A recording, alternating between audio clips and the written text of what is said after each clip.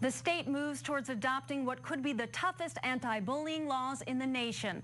The bill would offer broader protections to students who face bullying both inside and outside the classroom.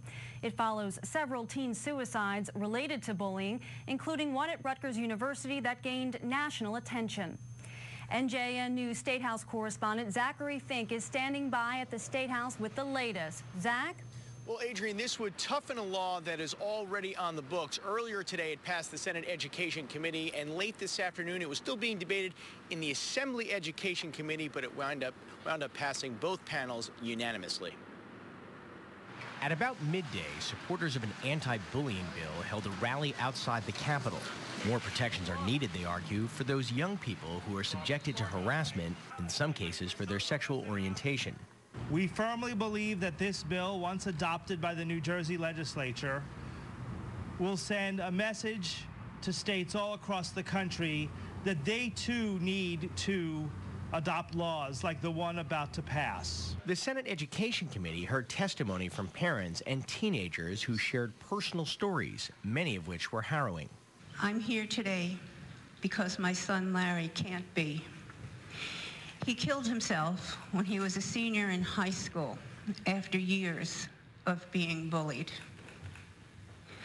He walked out of school one morning, drove home, took off the belt he was wearing, and used it to hang himself from the stair railing in our home. I felt that I was immediately placed at the bottom of a vicious social food chain where I was more vulnerable to bullying than ever before. I also soon realized the utter falsehood of the old adage, sticks and stones may break my bones, but words will never hurt me.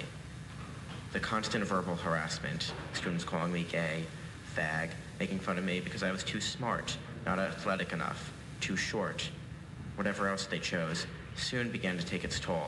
The new law, if enacted, would make tougher rules for how schools deal with accusations of bullying.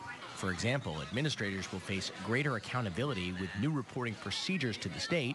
In addition, cyberbullying and other forms of off-campus bullying will also be prohibited.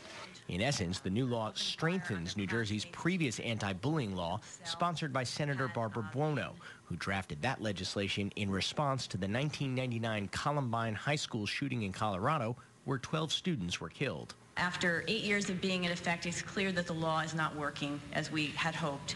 I can tell you when parents would call my office from all over the state of New Jersey, and they would be in a panic saying that their child had been bullied, they were afraid to go to school, and they didn't know where to turn. Although this tougher bill has been in the works for roughly a year, some high-profile incidents made it an immediate priority for lawmakers, specifically the suicide of Rutgers student Tyler Clementi, who was videotaped without his knowledge during a sexual encounter with another man. It was then broadcast over the internet. Clementi later committed suicide.